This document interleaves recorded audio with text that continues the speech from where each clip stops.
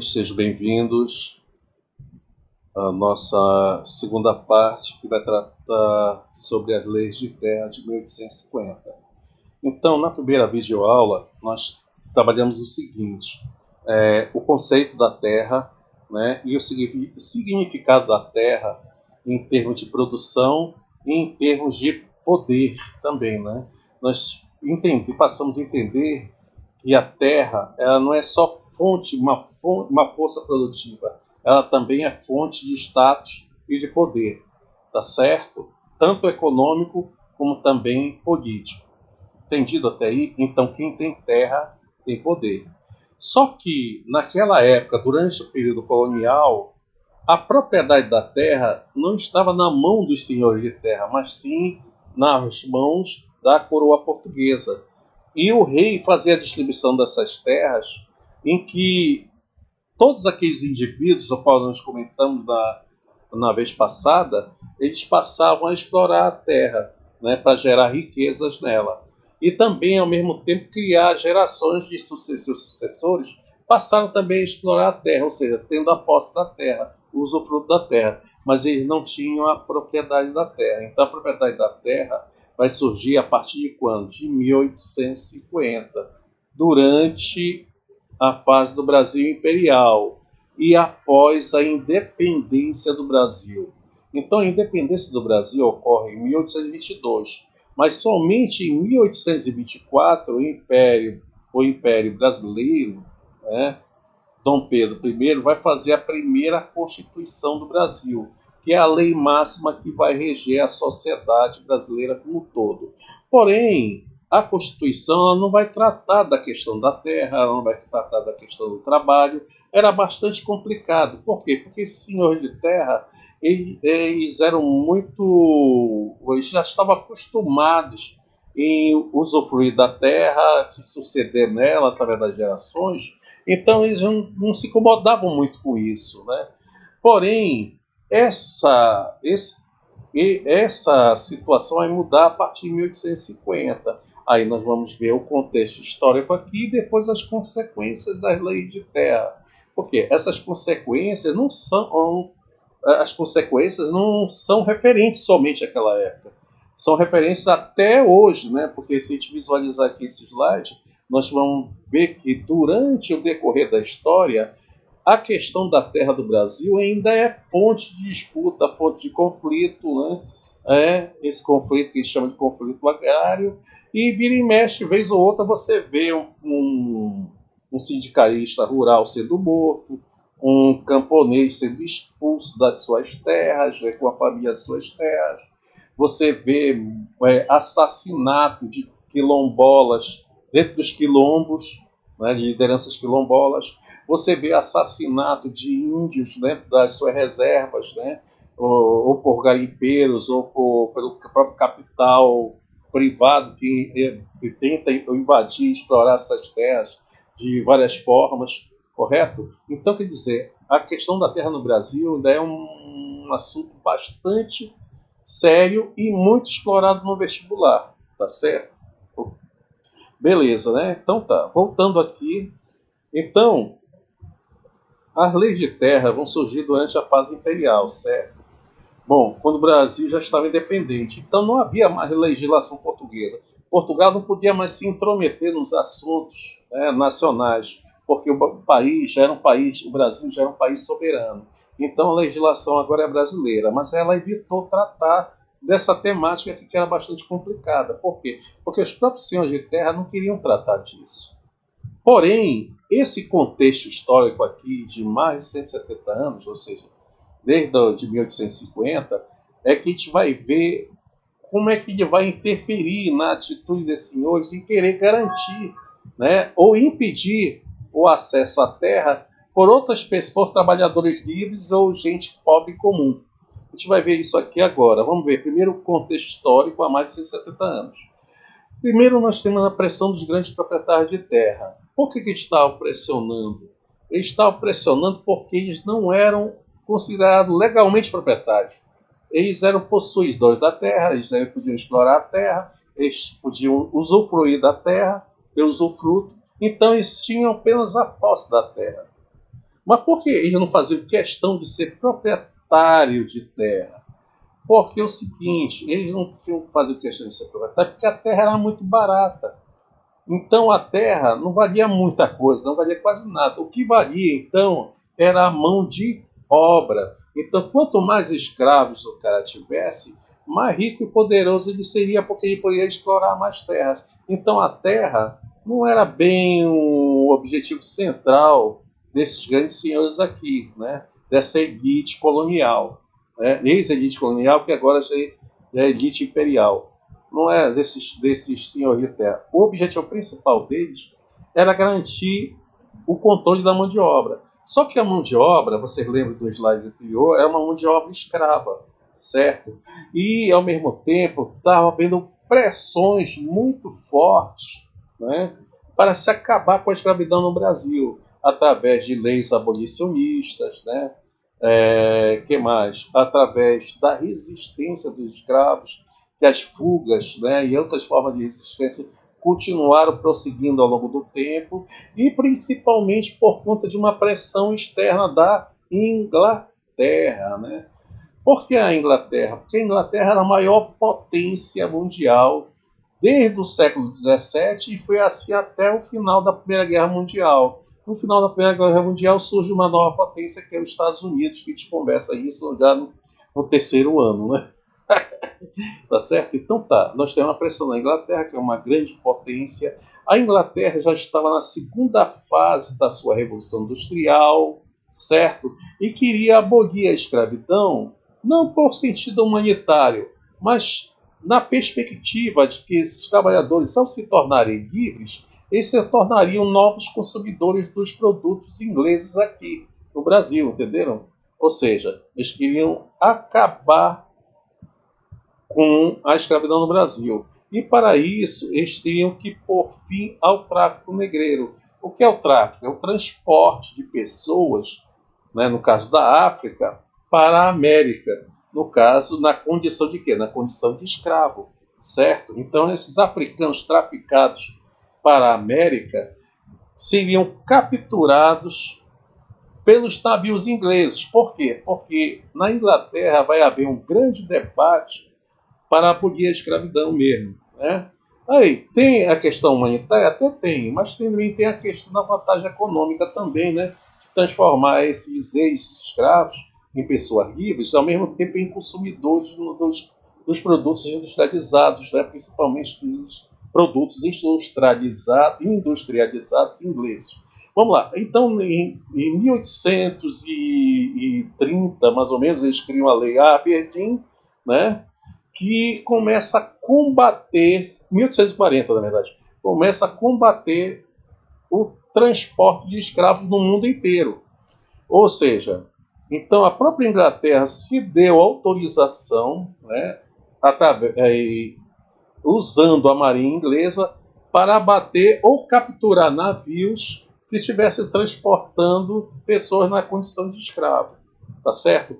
Então, o que acontecia? Elas passaram a patrulhar a costa da África, ao mesmo tempo que capturavam esses navios, e as pessoas eram transportadas de volta para a África, certo? Devolvidas às suas origens, e os navios seriam o quê? Seriam tomados, seriam expropriados daquelas pessoas aí, aqueles donos do navio. Então, o tráfico se tornou um investimento muito arriscado e com alto risco, né, de perdas, né, certo? Então o tráfico foi reduzindo, e para agravar a situação, no caso do Brasil, a Inglaterra começou a fazer incursões na costa brasileira, né, e começar a capturar e afundar navios que fossem suspeitos de traficar escravos.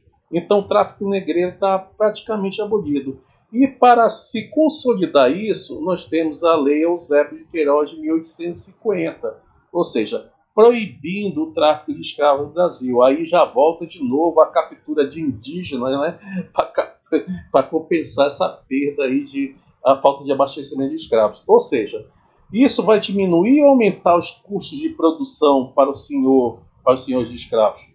vai aumentar os custos de produção. Por quê? Porque isso é cuidar melhor do escravo, tratar melhor do escravo, alimentar melhor o escravo, para que ele durasse mais produzindo para ele. Então, esses senhores de terra perceberam, proprietário não é o termo certo aqui, só depois de 1850, tá? Esses senhores de terra perceberam que a mão de obra escrava ia acabar, que a escravidão ia acabar. Então, eles tinham que ter outra forma de garantir não somente a propriedade da terra, mas impedir o acesso da terra para esses trabalhadores que viessem se tornar livres após o quê? Após a abolição da escravatura, que isso vai ocorrer 1822, aqui, 38 anos depois, né, em 1888, a partir da Lei de Terra. Então, o que aconteceu? A terra passou a ter um novo significado, ocorreu um processo de revalorização da terra. Então, a mão de obra passou a não ter tanta representatividade, mas sim a posse da terra, mas não somente a posse, agora a propriedade da terra. Então, a partir da Lei de Terra de 1850, toda a terra teria que ter um proprietário, e se ela não tivesse proprietário, ela pertenceria ao Estado. Então, só que para você se tornar proprietário de terra, você tem que comprar a terra. Então, tinha grandes proprietários, os grandes proprietários mesmo, na verdade, os grandes senhores de terra, eles compraram suas terras, eles pagaram pela terra mesmo, pagaram caro, mas pagaram. Né? O Estado brasileiro, o Império, lucrou bastante com isso, né? Porque o imperador fazia a concessão de terras na forma de propriedade, né? E arrecadava bastante recursos para o tesouro do Império. Né? Só que tinham pequenos proprietários e também esses campesinos aqui, pessoas que livres, passaram a não ter acesso à terra, porque a terra passou a ficar cara demais. Entenderam? E a partir daí, ou seja, você vai agravar a questão da propriedade na terra do Brasil, porque os latifúndios vão aumentar de forma desproporcional. Então, aí que agora nós vamos ter os proprietários de terra e os não proprietários de terra, sendo que os não proprietários de terra são obrigados a trabalhar para quem tem terra, principalmente se eles morarem nas zonas rurais. Entendido até aí? Beleza até aí? Então, qual era o objetivo desses senhores de terra? Garantir a exclusividade do uso da terra para preservar os privilégios dos latifundiários. Tá certo? Então, os latifúndios vão aumentar e o acesso à terra por pequenos, médios ou mão de obra livre vai reduzir ou vai se tornar totalmente ineficiente, ou seja, ser inacessível para essas pessoas. Entendido aí? Então, a partir daí, nós vamos ter a disputa e o conflito pela terra ao longo da nossa história. Entendido? Então, vamos lá, continuando aqui. E, ao mesmo tempo, também eles tinham que fazer modernização gradual da agricultura, voltada para o mercado externo. Vem cá, existiam dois setores aqui nessa época de latifundiários que exploravam a terra para exportação. Um era os senhores de engenho, que exportavam açúcar, e os outros eram cafeicultores, né? Os barões do café, que exportavam o quê? Exportavam o café, claro, né? Para o mercado externo. Porém, os grandes proprietários dos senhores de engenho, eles estavam em decadência. Por quê? Porque agora outros países concorriam com o açúcar brasileiro, principalmente das Antilhas ou da América Central, Cuba principalmente. Por quê? Você pode reparar que a gente já está em 1850, na segunda fase do capitalismo. Então, a produção de açúcar já estava sendo modernizada, já estava sendo efetuada não mais por mão de obra, não mais por tração animal, nem pela energia movida, nem por máquinas movidas pela tração hidráulica, né? Tá certo? Pela energia hidráulica. Então, você vai ver que já está usando a eletricidade como forma de produção. Já, né? Máquinas e eletricidade. Então, a eficiência da produção açucareira da América do Norte exigia um custo menor e a qualidade melhor. Entenderam isso? Que o açúcar brasileiro. E com isso, Acabou que com essa modernização, né, da produção açucareira lá na América Central, o mercado americano começou a não comprar mais o açúcar brasileiro, mas sim comprar açúcar da América Central.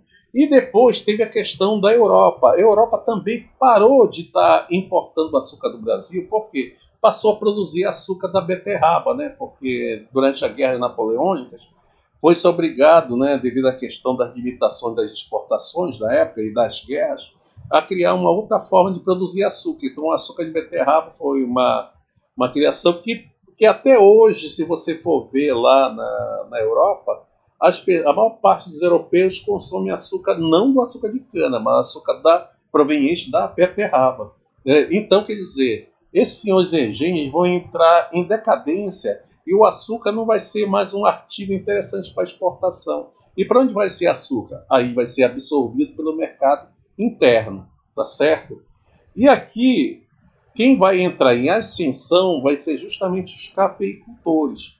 E a partir da segunda metade do século XIX, os cafeicultores entram em ascensão e o apogeu deles vai se dar justamente durante a República Velha, que vai de 1889 até 1930, né? Mas calma lá, isso já é outro processo. Entenderam até aí, né? Todo o processo da consequência da lei de terra e os porquês os proprietários estavam interessados em revalorizar essa terra para impedir o acesso à terra por pequenos ou médios proprietários, né? Então, geralmente, a maior parte das pessoas não tinha dinheiro para comprar as terras. Então, por isso, elas ficavam excluídas, ficavam sem terra, sem a posse da terra, sem poder usar a terra, né? Sem a propriedade da terra. Vamos lá. Consequências da Lei de Terras de 1850. Primeira, pequenos proprietários perdem as suas terras. Por que esses pequenos proprietários perderam as suas terras? Bem, embora eles fossem livres, eles não podiam pagar pela terra e não tinham recursos para pagar pela terra. Então eles perdem a terra e vão trabalhar para quem tem terra, né, engrossando o excedente de mão de obra, né, no campo. 2. Redimensiona de forma absurda a concentração das terras nas mãos de grandes latifundiários. Porque existiam médios proprietários que não puderam também pagar pela terra, e esses vão ter que viver de outra maneira. E, portanto, a concentração fundiária no Brasil aumenta de forma desproporcional nesse período aqui da segunda metade do século XIX. Terceiro, vamos lá. Impedir o acesso à propriedade da terra para os trabalhadores livres, né? E ex-escravos... vamos lá. Retomando, impedir o acesso à propriedade para os trabalhadores livres, nós já falamos sobre isso, ex-escravos, principalmente a partir de 1888, imigrantes, né, porque tinha pessoas que vinham de fora e para tentar garantir a terra, mas quando eles tentavam fazer isso, eles ficavam mais endividados, acabam tendo que trabalhar para o senhor de terra, né, para o novo proprietário de terra, imigrantes e outros campesinos da agricultura familiar. Certo? Então, por isso que hoje você não vê assim chamar o cara de camponês, nem nada. Como é que você chama o camponês aqui? Você chama de caboclo, né? Caboclo, você chama de sertanejo, você chama de capial, né? Bombátil, né? Tem vários termos, sertanejo. Então, você não chama de campesino ou camponês, né? Por quê? Porque essas são características de pessoas que não tiveram acesso à terra, né? E foram chamadas regionalmente assim, né? Tratados com esses termos dessa maneira. Quatro aqui. Criou a mão de obra abundante e barata para ser explorada pelos grandes proprietários de terra. Bom, isso é uma consequência, né, que já bem óbvia desse processo aqui. 5. O capitalismo sem modernização, a grilagem de terra. Bom, o capitalismo sem modernização é porque embora com o passar do tempo, a produção agrícola vá se modernizando com um pequeno, né, uso de máquinas, no caso dos senhores de engenho, eles vão passar a modernizar suas indústrias, a sua produção de açúcar, até chegar hoje no que a gente chama de quê? De siderúrgica, né? Siderúrgica de açúcar, né? Então tem produção de álcool, né? Faz parte desse processo aí, né? Entendido? Aí, então tá. Aí capitalismo sem modernização, e grilagem de terra. Grilagem de terra porque o sujeito vai lá, né, ele vê uma terra boa, ele falsificava o documento da terra, colocando um documento falso dentro de um baú de algum lugar e deixava um monte de grilo dentro desse baú. E esse grilo, ao saltar os excrementos dele, acabava dando mudando a configuração do papel, deixando com um aspecto bastante envelhecido, dando a entender que aquele documento lá é legítimo, por isso que chamam de grilagem de terra, né? E as consequências que eu vou ler a seguir para finalizar nossa aula aqui. Vamos lá. Consequências futuras após a lei de 1850. Macros e micros conflitos de terra durante a República, já a partir de 1889, como a Guerra de Canudos, a Guerra do Contestado, o surgimento das ligas camponesas, conflitos diversos na Amazônia indígenas e MST, homicídios no campo de indígenas e quilombolas, execução por sequências que ocorrem até a atualidade. Então, daí esse tema ser bastante explorado no vestibular, tá? Nos exames do vestibular. Falou, gente. Obrigado. Obrigado pela paciência e resignação. Bom descanso para vocês. Falou.